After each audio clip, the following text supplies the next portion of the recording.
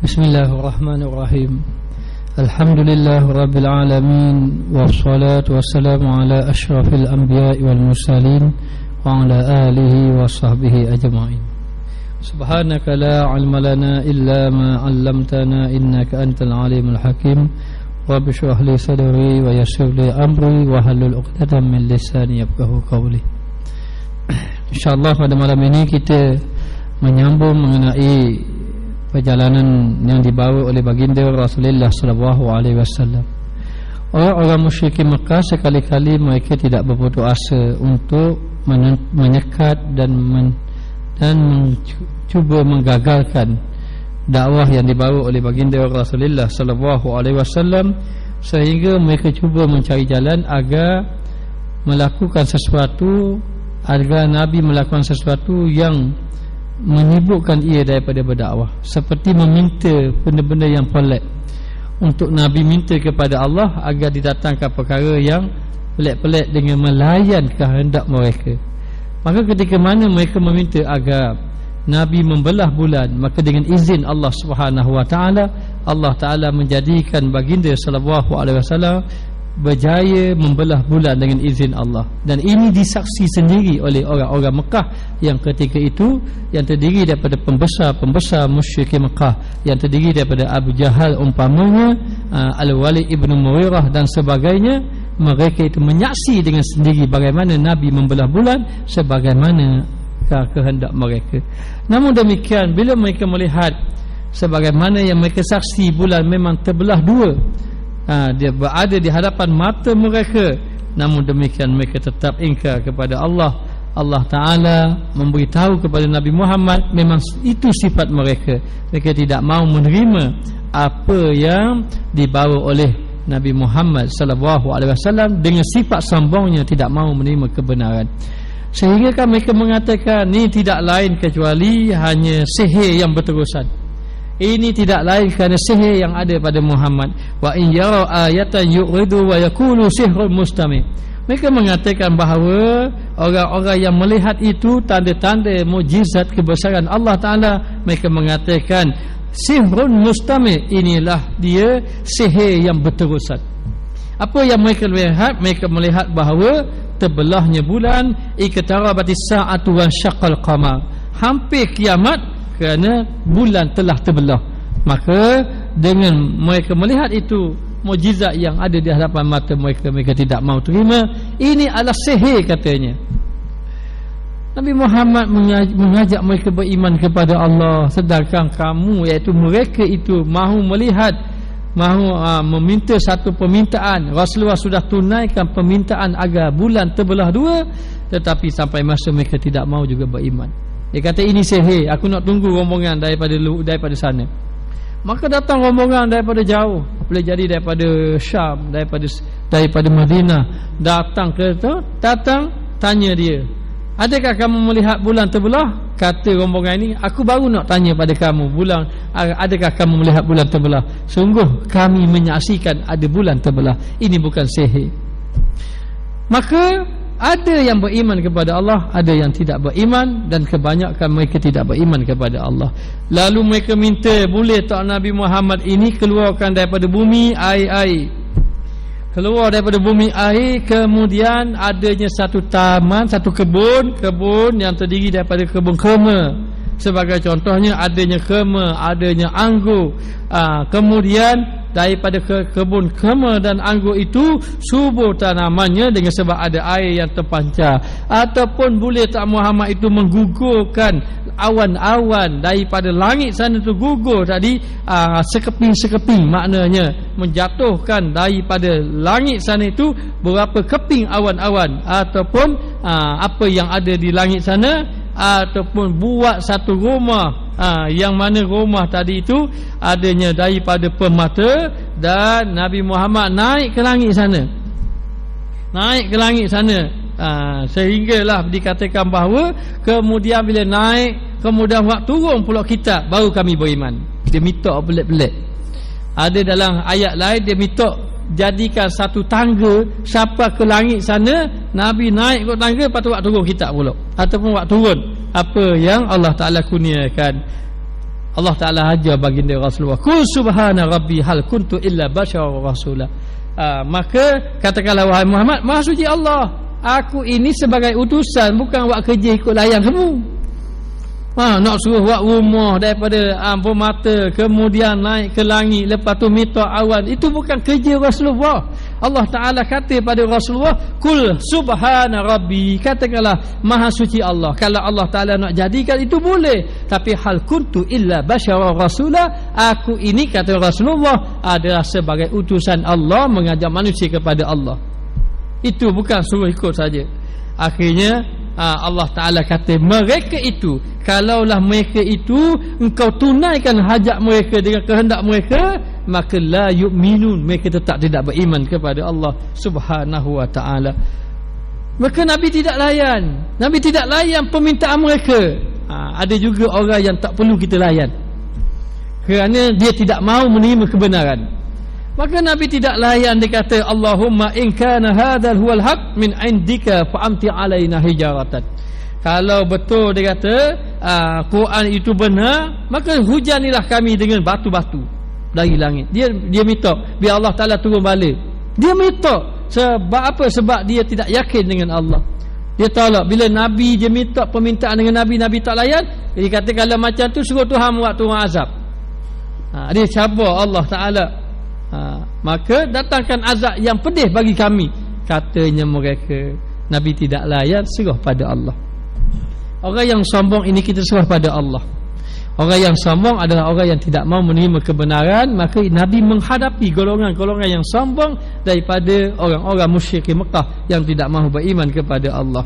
Mereka tidak berkata sekiranya betul perkara tersebut benar-benar datang daripada sisimu, maka berilah petunjuk kepada kami. Dia tak kata. Dia tak kata kalau betul berilah petunjuk. Tak, dia kata kalau tu datangkan azab. Mereka cabar Allah Ta'ala. Ini adalah satu sunnah daripada para anbiya. Mereka akan berhadapan dengan keingkaran mereka yang meminta supaya dibuktikan kebenaran. Ini satu sunnah. Maknanya bukan saja Nabi Muhammad, bahkan Nabi-Nabi yang terdahulu mereka akan menghadapi golongan yang ingkar kepada Allah, yang engkar kepada Allah Ta'ala bila mana kita nak bawa kebenaran. Sebab itu kalau kita nak bawa kebenaran ataupun kita dapat satu benda yang kita yakin ini benar ajaran Islam, kita bawa benda tu orang engkar, orang tambut hina, kita kena sabar. Itu memang jadi sunnatullah, memang jadi sunnah Allah, perjalanan Allah. Maka demikianlah Nabi menghadapi orang-orang yang engkar kepadanya, tidak mahu menerima kebenaran. Hatta orang-orang musyrik Mekah telah melihat mukjizat berada di hadapan mata mereka pun mereka tidak mahu beriman kepada Allah Subhanahu wa Ta'ala. Permintaan mereka hanyalah untuk menunjukkan kelemahan para Nabi. Dia minta yang pelik-pelik supaya Nabi layan dia. Tuhan kamu boleh tak buat turun awan daripada langit? Tuhan kamu boleh tak buat dapat rumah atas udara sana, atas awan tak ada rumah, lepas tu mu naik ikut tangga. Macam-macam dia minta. Lalu Allah Ta'ala beritahu, jangan kamu layan mereka wahai Muhammad. Mereka nak mencari kelemahan kamu. Dia nak sibukkan kamu supaya tidak berdakwah pada jalan Allah Subhanahu wa Ta'ala. Oleh itu para Nabi tidak meminta supaya Allah melaksanakan permintaan mereka, kerana Nabi boleh meminta kepada Allah. Hatta pernah satu ketika orang-orang kafir Quraisy minta, "Hei Muhammad, kalau engkau berjaya menjadikan bukit itu emas, nascaya kami akan beriman kepada kamu." Maka Nabi yang paling penting bagi Nabi nak orang beriman supaya mereka selamat daripada azab Allah Ta'ala, dan mereka nak mereka itu mendapat rahmat. Nabi nak biar orang kafir dapat rahmat dengan cara beriman kepada Allah. Tapi malangnya mereka nak dengan syarat bukit jadi emas. Nabi bertanya, betul ke kalau aku berdoa kepada Allah bukit menjadi emas, adakah engkau mahu beriman? Atas diri Nabi memang boleh bukit jadi emas, Nabi tidak mahu. Tapi Nabi nak orang beriman saja, bukan bukit itu. Tapi kalau dia nak bukit jadi emas, sehingga Nabi sanggup biar bukit jadi emas asal dia beriman. Nabi tanya pada dia, dia kata kalau kamu berjaya kami akan beriman. Lalu Nabi berdoa kepada Allah agar Allah Ta'ala jadikan bukit itu emas. datang malaikat Jibril alaihissalam, hai Muhammad, kalau engkau inginkan bukit menjadi emas, nascaya Allah Ta'ala akan tunaikan permintaan kamu, bukit jadi emas. Tetapi ingat, Allah Ta'ala menyatakan bahawa kalaulah bukit tadi menjadi emas, lalu umat kamu engkar kepada kamu, mereka engkar kepada kamu, maka akan datang azab yang lebih pedih daripada umat-umat yang terdahulu. Lalu bila dengar macam itu, Nabi mohon kepada Allah, jangan turunkan azab kepada mereka, aku rela bukit tidak menjadi emas asalkan tidak ditimpakan azab ke atas mereka. Itu kasih sayang Nabi. Siapa Nabi minta kepada Allah, kalau boleh orang kafir ini pun jangan turun azab. Kasihnya Nabi, sifat kasih sayang Nabi kepada orang-orang yang mereka dakwah. Maka inilah maknanya yang ditunjukkan oleh baginda Rasulullah sallallahu alaihi wasallam, supaya Nabi tidak layan permintaan, Nabi tidak minta dengan Allah apa yang mereka minta, kerana ataupun supaya kaum mereka tidak ditimpa azab sebagaimana umat-umat yang terdahulu daripada kaum Ad, kaum Samud dan sebagainya. Kerana apa? Bila mana Allah Ta'ala beri kelebihan kepada satu kaum tadi, satu golongan, satu umat tadi dengan nikmat-nikmat, lalu dia engkar kepada Allah, maka Allah Ta'ala akan turun bala azab yang begitu pedih. Maka Nabi tidak mahu umatnya diazabkan. Nabi boleh minta apa yang mereka minta asalkan mereka beriman. Tapi kalau mereka tidak beriman, maka akan turun bala daripada Allah Subhanahu wa taala. Maka Nabi mengambil keputusan permintaan mereka tidak dilayan asalkan mereka tidak ditimpa azab oleh Allah Taala. Allah Taala berfirman, "Wa ma mana'ana an nursila bil ayati illa an kazzaba bihal awwalun." Lalu dikatakan tiada yang menghalang kami untuk menghantar tanda-tanda mukjizat, melainkan ianya telah didustakan oleh kaum-kaum yang terdahulu. Allah Ta'ala tidak ada orang yang boleh halang nak datangkan mukjizat. Dan Nabi juga boleh berdoa kepada Allah untuk mendatangkan mukjizat dengan kelebihan-kelebihan, dengan memenuhi permintaan-permintaan mereka. Tetapi Nabi memikirkan bahawa an-kazzaba bihal awwalun, orang-orang yang terdahulu biasanya dia mendustakan nabi-nabinya. Dia akan mendustakan, dia akan menolak, dia tidak akan terima dengan apa yang Nabi tunjuk dengan mukjizat. Bahkan mereka akan menuduh Nabi ahli sihir dan sebagainya, yang dibimbangi Nabi azab oleh Allah Ta'ala. Maka sebenarnya perkara ini Allah Ta'ala beritahu kepada baginda Rasulullah sallallahu alaihi wasallam, bukan saja kepada bagi Nabi kita sahaja, bahkan Nabi-Nabi yang terdahulu. Kenapa Allah Ta'ala binasakan kaum Ad? Kenapa Allah Ta'ala binasakan kaum Samud? Kerana mereka engkar dengan Nabi yang diutuskan kepada mereka. Maknanya umat Nabi Lut, mereka engkar, mereka melakukan kejahatan, melakukan fahsya, munkar, Allah Ta'ala binasakan mereka. Mana umat Nabi Musa alaihi salam, umat Nabi Musa, Allah Ta'ala datangkan bala kepada mereka, akhirnya mereka dibinasakan. Semuanya disebabkan mereka menentang Nabi mereka. Bahkan ada umat yang Allah Ta'ala beri kelebihan manna dan salwa, manis-manisan dan juga seekor binatang yang menjadi makanan setiap harinya. Dia tidak perlu cari makanan, sibukkan diri dia dengan menjadi pengikut Nabi Musa. Tetapi mereka engkar kepada Allah. Mereka mengatakan lan nasbira ala ta'amin wahidin fad'u lana rabbaka yukhrij lana mimma tumbitul ardu min baqliha wa qissaiha wa qumiha wa adaziha wa basaliha qala asastabdiluna alladhi huwa adna billadhi huwa khair. Mereka kata kami tak sabar, Tuhan bagi kami makanan hak sama saja, mana salwa, mana sabar, tak ada makanan lain. Kalau boleh kami nak timun, kalau boleh kami nak bawang, kalau boleh kami nak kacang, macam-macam dia minta. Dia minta. Akhirnya Allah Ta'ala kata, yang Allah Ta'ala bagi itu sudah elok, kamu minta yang tidak elok. Akhirnya mereka dibinasakan oleh Allah Subhanahu wa Ta'ala. Maka perkara seumpama ini berlaku juga kepada Nabi Isa ketika baginda berhadapan dengan Raja Herodes. Raja Herodes telah meminta Nabi membawakan mukjizatnya, tapi baginda tidak menyahut permintaan mereka. Nabi Isa pun, raja dia pun minta mukjizat, Nabi tak layan. Nabi Isa pun tak layan. Hai Muhammad, Nabi Isa dahulu pun begitu, maka jangan layan permintaan dia.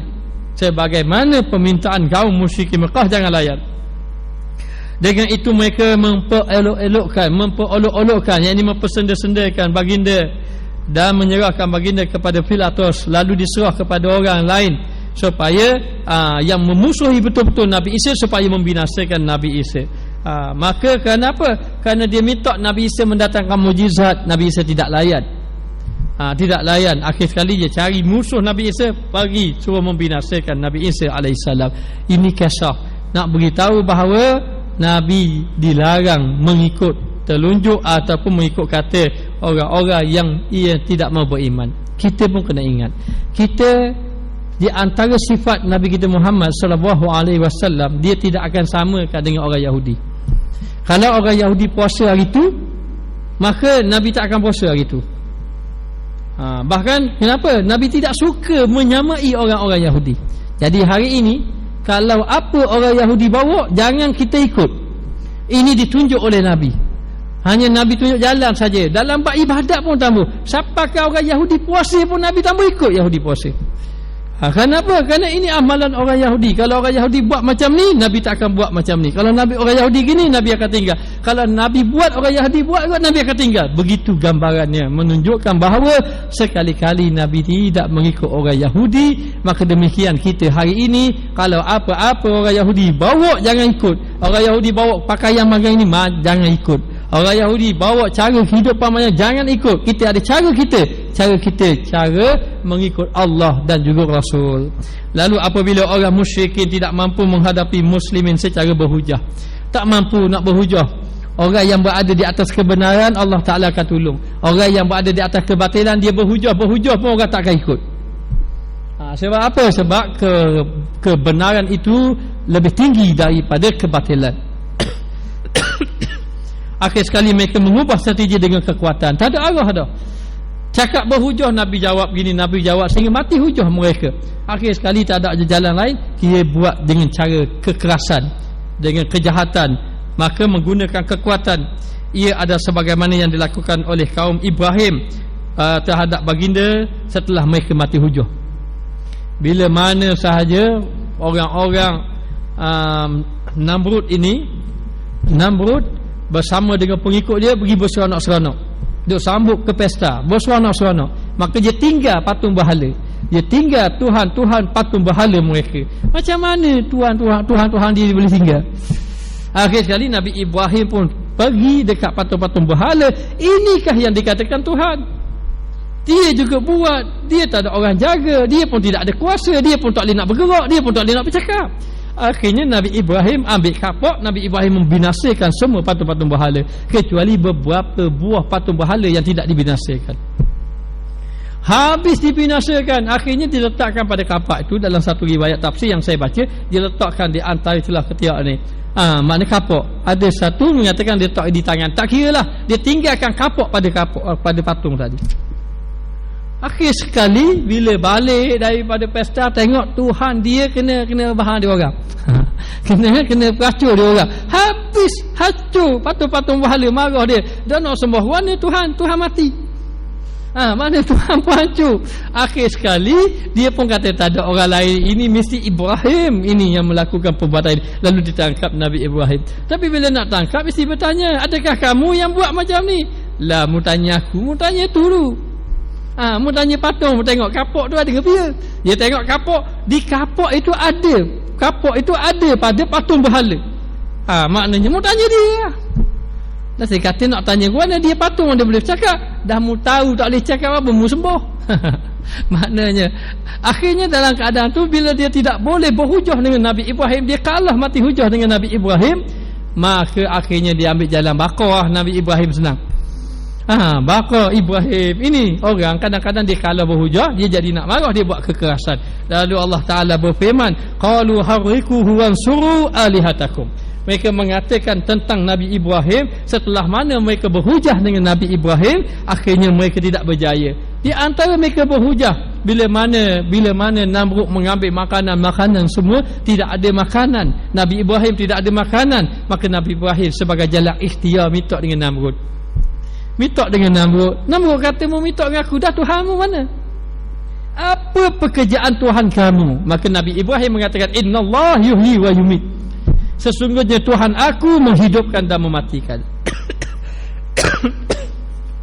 Katanya Namrud, kalau Tuhan kamu menghidupkan dan mematikan, aku juga, kata Namrud, boleh menghidupkan dan juga boleh mematikan. Maka dipanggil dua orang yang masih hidup dan kedua-dua, yang ini aku nak menghidupkan lalu dilepaskan hidup, yang ini aku nak mematikan lalu dibunuh. Oh, senang saja kawan tu mati nak bunuh. Maknanya Nabi Ibrahim tengok, ni dah pelik dah ni, main bunuh orang saja-saja. Maka Nabi Ibrahim mengatakan, innallaha ya'ti bisyamsi minal maghribi, sesungguhnya Allah Ta'ala mendatangkan matahari daripada belah timur turun kepada belah barat. Sekarang ini aku nak mendatangkan matahari daripada belah barat turun belah timur. Awak guna Tuhan, aku menaikkan matahari belah timur jatuh belah barat, aku nak kamu menaikkan matahari barat jatuh belah timur. Maka dia suruh 6 buruk berbuat. Tadi hidup mati dah boleh buat, sekarang ni naikkan matahari. Maknanya daripada barat jatuh ke timur. Tak boleh nak jawab kawan tu. Akhir sekali nak jawab, dia nak takak Nabi Ibrahim. Maka akhir sekali mereka qalu hawikuhu wansuru alihatakum. Maka mereka mengatakan bahawa setelah mereka tidak dapat berhujah, bakarlah dia. Kita bakar dia sebagai kita nak membela Tuhan-Tuhan kita yang kena katok di Ibrahim. Hak hacul lebu tu. Maknanya nak bela. Apa yang dilakukan? Akhirnya dia nak bakar Nabi Ibrahim. Bila dia nak bakar Nabi Ibrahim, maka dia pun himpun kayu-kayu, dia pun bakar api. Dia pun tak cerdik juga. Bila dia himpun api kat kayu ni, kayu api besar, dia nak lepas ke mana? Dia nak duduk dekat pun tak boleh, jangan panas. Jadi nak lepas dah siapa? Dia pergi bakar. Patutnya dia ikat kat kayu ke, dia ikat situ baru dia bakar. Tapi dia bakar api dulu. Bakar api dah marak tu, dia nak lepas tak siapa, dia nak dekat panas. Nak buat mana tu?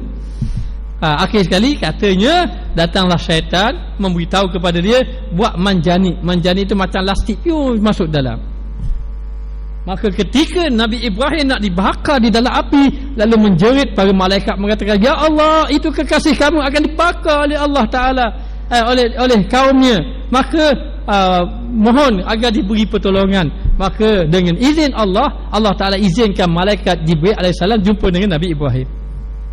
Bila jumpa dengan Nabi Ibrahim ketika itu saat yang sangat genting, Nabi Ibrahim telah melihat api di hadapan mata. Ketika itu begitu panas, maka malaikat Jibril datang kepada Muhammad kepada Nabi Ibrahim AS, lalu mengatakan bahawa, wahai Ibrahim, adakah kamu perlukan apa-apa pertolongan? Can I have you? Maknanya boleh saya tolong kamu?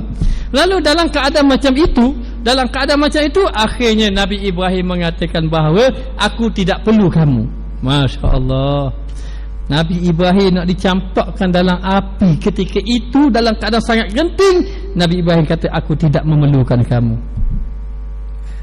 Lalu malaikat bertanya, kamu habis itu macam mana? Siapakah yang kamu inginkan? Aku inginkan pertolongan Allah. Kalau macam itu, wahai Ibrahim, tolong kamu beritahu kepada aku agar aku memberitahu kepada Allah Ta'ala. Kata Nabi Ibrahim, Allah Ta'ala maha mengetahui. Lalu ketika mana Nabi Ibrahim dicampakkan ke dalam api, Allah Ta'ala perintahkan kepada api, kulna ya narukuni baradan wa salaman ala Ibrahim. Wahai api, jadikanlah kamu itu sejuk dan selamat kepada Ibrahim. Kata ulama, kalau tidak ada perkataan wa salaman ala Ibrahim, maka Nabi Ibrahim mati kesejukan dalam api. Maka dia campak duduk dalam api. Maka disangka Nabi Ibrahim itu sudah wafat. Nabi Ibrahim sudah wafat disangkakan. Tapi bila api sudah padam, ternyata Nabi Ibrahim boleh keluar macam tu sahaja. Ini mukjizat yang Allah Ta'ala beri kepada Nabi Ibrahim. Namun demikian kaum dia tetap tidak beriman kepada Allah Subhanahu Wa Ta'ala. Orang-orang Quraisy, musyrikin Mekah, dia melihat bahawa Nabi Muhammad ini tidak pernah berputus asa, dan seorang yang bijaksana, dan seorang yang cekal dalam dakwahnya. Bila berhujah dia tidak mampu melawan hujah Nabi Muhammad, dan juga dia ingin melakukan penyesaan kepada Nabi Muhammad SAW. Namun demikian dia merasa malu dengan Abi Talib ataupun dengan pembesar-pembesar ataupun daripada keturunan Nabi. Akhir sekali mereka cuba buat penyesaan kepada sahabat Nabi. Maka orang-orang Quraisy mempertingkatkan penyesaan kepada setiap mereka yang memeluk Islam. Tak boleh tengok siapa yang masuk Islam maka ditangkap. Maka ada sahabat yang menyembunyikan Islam.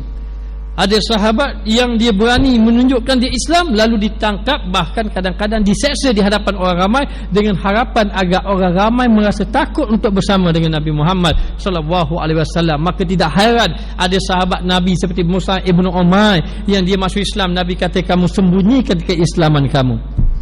Kenapa? Kerana bimbang takut dikenakan tekanan. Maka ada sahabat yang diazab, diseksa dan sebagainya. Maka dengan harapan tindakan tersebut dapat menghalang mereka daripada menjadi pengikut Nabi Muhammad sallallahu alaihi wasallam. Mereka bukan takutkan saja dengan ugutan.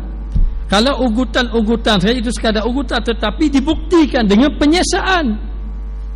Kalau kamu menjadi pengikut Muhammad, siapa yang jadi pengikut Muhammad akan diseksa. Lalu melihat ada orang yang menjadi pengikut Nabi Muhammad akhirnya diseksa.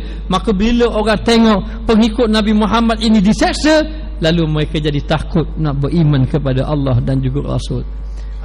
Maka mereka menggunakan setiap peluang yang diperolehi. Seperti seorang tuan, ada hamba yang beriman, dia tuan, ini hamba, dia boleh buat apa saja, maka dia seksa. Yang seksa selalu. Ini peluang dia yang dia boleh. Mana-mana ruang yang dia boleh, mana-mana ruang yang dia boleh, dia akan buat penyiasaan kepada sahabat Nabi Muhammad sallallahu alaihi wasallam. Dengan itu Rasulullah sallallahu alaihi wasallam bersabda kepada sahabatnya. Lalu dikatakan dalam kitab Sirah Ibnu Hisham mengatakan bagaimana kalau kamu semua keluar daripada tempat ini agar mereka tidak menyeksa. Sesungguhnya Nabi merasa kasihan kepada mereka. Sesungguhnya Nabi terselamat tidak diseksa kerana mereka malu kepada Abi Talib yang merupakan pembesar daripada musyrikin Mekah dan merupakan orang yang disegani, dan Nabi juga mendapat pembelaan daripada Abi Talib. Namun demikian sahabat Nabi yang beriman, mereka itu dalam keadaan tertekan, susah dengan penuh penyiasaan. Nabi sendiri yang mengatakan kepada mereka, bagaimana kalau kamu ini keluar daripada kawasan ini menyelamatkan diri agar kamu tidak diseksa, dikenakan penyiasaan. Kerana Nabi bimbang semua orang yang beriman akan diazab. Jadi yang sudah diazab, tapi yang selagi belum diazab lagi kena lari. Dan Nabi yakin para sahabat yang beriman tidak murtad, kerana keimanan para sahabat itu kuat kerana bersamanya Rasulullah. Tetapi Nabi melihat bila banyak saja penyiasaan akan memberi kesan kepada orang yang tidak beriman lagi. Maka akhirnya Nabi mencadangkan agar mereka itu keluar ke satu tempat. Nabi mengatakan kamu pergi ke Habsyah, kerana di sana dikatakan ada seorang raja yang bernama Najasyi. Seorang raja itu dikatakan bahawa tidak membenarkan kezaliman di kampungnya, di tempatnya. Kalau ada peluang kamu pergi ke sana. Maka sahabat mula memikirkan ini adalah cadangan daripada baginda Rasulullah sallallahu alaihi wasallam. Maka katanya Rasulullah kepada sahabat, pergilah kamu ke tempat lain di atas muka bumi ini. Nabi yang mencadangkan agar mereka keluar. Kalau boleh Nabi tidak mahu terpisah pun dengan sahabat. Nabi nak duduk sama sahabat, sahabat pun nak duduk dengan Nabi. Sahabat mana boleh berpisah dengan Nabi. Tetapi bila ini anjuran Nabi, cadangan daripada Nabi, dan ini ada satu strategi, satu muslihat daripada baginda Rasulullah untuk menyelamatkan akidah, maka mereka mengambil keputusan untuk keluar daripada kota Mekah. Maka sesungguhnya Allah akan mengumpulkan kamu semula, kata Nabi. Yakinlah nanti kita akan berkumpul balik. Maknanya Nabi suruh mereka pergi. Nanti kalau ada suasana yang okey, sudah aman, maka marilah balik semula. Dan yakinlah Allah Ta'ala akan kumpulkan kamu semua.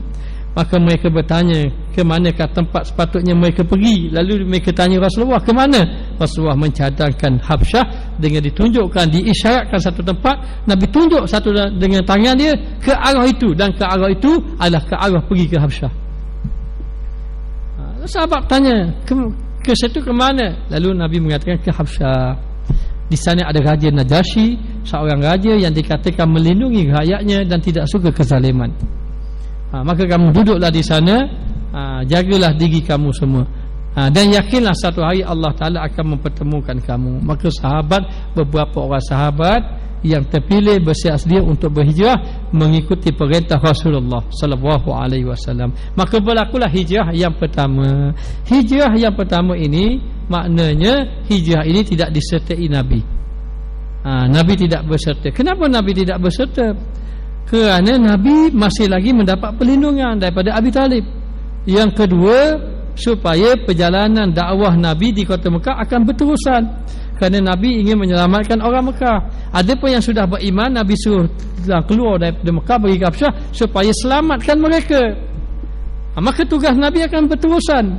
Maka dalam keadaan macam tu, mulalah orang-orang muslimin buat persiapan untuk keluar meninggalkan Mekah, dan harta benda, bawa sikit harta benda untuk menjaga agama mereka. Ingat, mereka pergi untuk menjaga akidah. Hijrah yang pertama ke Habsyah. Dan mereka pergi kerana apa juga? Kerana itu saranan Rasulullah. Itulah yang diperintahkan oleh Rasulullah sallallahu alaihi wasallam. Ini adalah hijrah yang pertama yang berlaku daripada Mekah. Di Mekah bilangan mereka itulah 10 orang lelaki dan 5 orang perempuan. 10 lelaki, 5 orang perempuan, mengikut dalam kitab Sirah Ibn Hisham. Ketuanya adalah Uthman ibn Maz'un.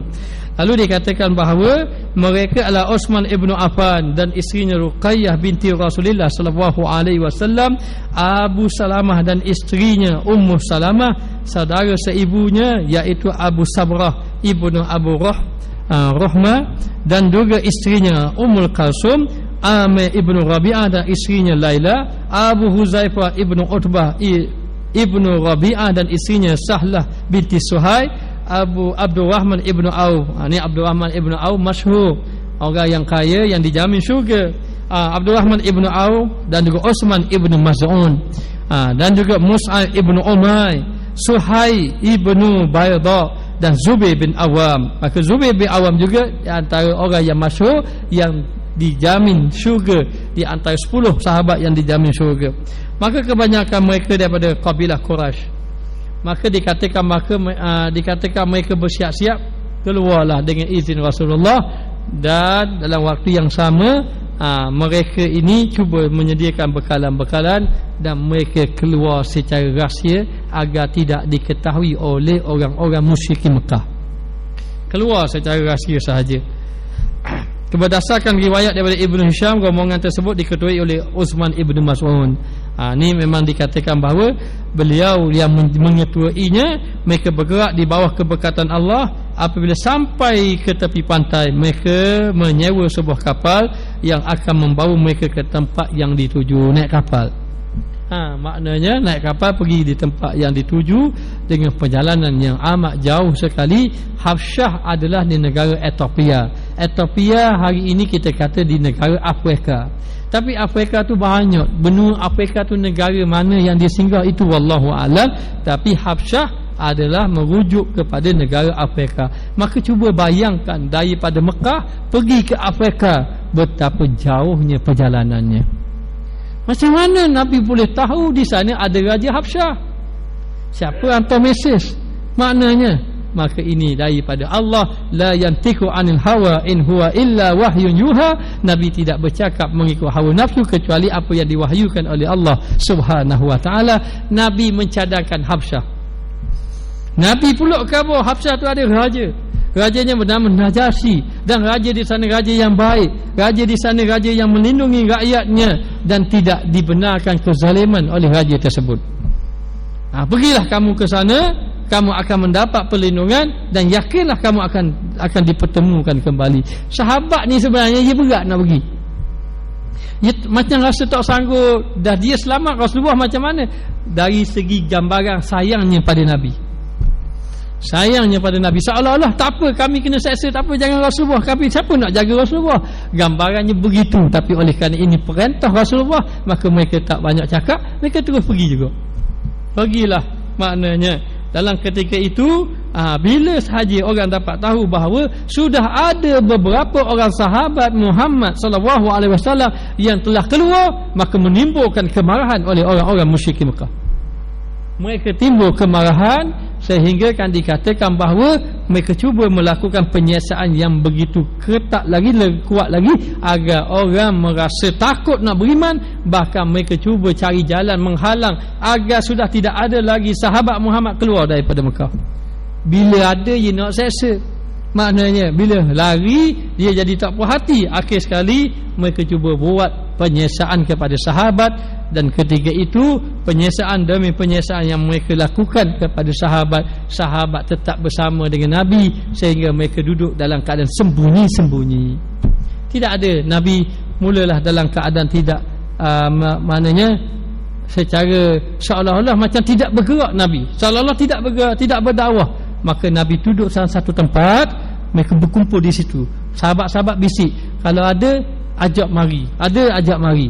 Ada ajaran cerita, kalau terima tak terima tak apa, kalau terima mari jumpa Nabi Muhammad. Nak jumpa Nabi Muhammad pun di tempat-tempat yang tertentu, dan Nabi tidak suruh mendedahkan sahabat pergi mendedahkan diri mereka kepada orang-orang musyrik Mekah. Kalau boleh, Nabi juga tidak mahu mereka itu mendeklarkan, mengisytiharkan kami ini pengikut Muhammad. Tidak mahu. Kerana apa? Kerana bimbang diazab. Hingga kan Nabi cuba bergerak dalam dakwah Nabi itu dalam keadaan seolah-olah seperti tidak bergerak, sembunyi-sembunyi. Nabi duduk di satu tempat, dikatakan Nabi sentiasa duduk di rumah Alqam ibnu Alqam. Dan di situ Nabi menyampaikan dakwah. Nabi jadi pusat pertemuan Nabi dan penyebaran dakwah, penyampaian ilmu secara sembunyi-sembunyi. Pendek kata pakai bisi-bisi ya. Kalau zaman ini pakai mesih-mesih je gitu. Ada program malam ni, ada program malam ni, begitu gambarannya. Lalulah ketika itu, ketika sahabat pergi tadi, maka ada dua pembesar orang-orang musyrik Mekah yang terkenal al-masyhurani bisuja'ah wal quwwah, yang terkenal masyhur dia dengan keberanian dan kekuatan. Ada dua orang yang kedua-dua ini masuk Islam. Yang pertama kisahnya adalah Umar Al-Khattab. Pada masa itu Sayyidina Umar Al-Khattab ini sebenarnya dia termasuk di kalangan orang yang sangat membenci Nabi. Kata Tuan Guru Haji Abdul Rahman Patrani, masa saya belajar dengan dia itu, dia mengatakan Sayyidina Umar Al-Khattab pernah mengatakan bahawa tidak ada orang yang paling aku benci kecuali Muhammad. Kerana apa? Kerana dia ini termasuk di kalangan orang-orang Mekah yang memusuhi Nabi Muhammad, dan dia seorang yang hebat, yang masyhur dengan keberaniannya. Maka pada masa itu orang yang terkenal dengan kuat dan perkasa iaitu Umar Al-Khattab Al-Adawi Al-Quraisy memeluk Islam. Sebelumnya beliau amat memusuhi Islam dan menyeksa penganutnya. Lalu dikatakan bahawa Laila adalah salah seorang daripada mereka yang berhijrah ke Habsyah bersama-sama suami, berkata Umar Al-Khattab adalah orang yang paling kuat menentang keislaman kami. Yang dia lari tu di antara Laila, di antara seorang yang lari tu bernama Laila. Masa dia lari pergi ke Habsyah, dia kata apa? Dia kata antara orang yang paling kuat buat penentangan Islam adalah Umar Al-Khattab. Nak kabarnya, maknanya dia telah meletakkan bahawa di antara orang kuat yang menentangnya adalah Umar Al-Khattab. Apabila aku menaiki untaku untuk menuju ke Habsyah, tiba-tiba dia bertemu dan berkata, ke mana kamu mahu pergi wahai Ummul Abdullah? Mungkin dia ada anak nama Abdullah, dia panggil Ummul Abdullah. Mu nak pergi mana? Mu nak pergi mana maknanya? Maka aku menjawab, kami akan merantau di bumi Allah yang agar kamu tidak dapat menyakiti kami. Dia beritahu begitu. Sahabat-sahabat Nabi memang berani. Beraninya bukan kerana fizikal dia, tidak. Beraninya kerana sebab keimanan. Lalulah Umar menjawab, semoga Allah menemani kamu semua. Apabila suamiku datang, aku menceritakan kepadanya kelembutan yang aku dapati pada Umar. Mula-mula dia kata gitu, tapi bila dia jumpa Sayyidina Umar, Sayyidina Umar kata, moga-moga Allah Ta'ala teman kamu. Mu nak pergi mana ni? Aku nak keluar daripada bumi ni. Moga-moga Allah Ta'ala teman kamu. Dia memang begini sebenarnya. Adab orang Arab, kalau kita baca dalam sirah, adab orang Arab, panglima Arab ini, dia pantang buat menyakiti orang puan. Dia kira komang. Panglima benda tu buat jahat ke orang puan, dia kira gitu. Tapi kalau jumpa suami, jumpa orang lelaki, memang dia tentang. Tapi kalau jumpa orang puan, dia tak boleh. Dia kira komang kalau buat jahat ke orang puan. Sebab tu bila jumpa dia kata, moga-moga Allah Ta'ala teman kamu. Jadi dia pun ceritalah kepada suaminya tentang kebaikan dengan kelembutan Sayyidina Umar. Maka suami dia pun berkata, kamu mengharapkan keislaman dia, dan pun mengharap dia nak masuk Islam. Tak kamu tak tahu dia pasal macam mana.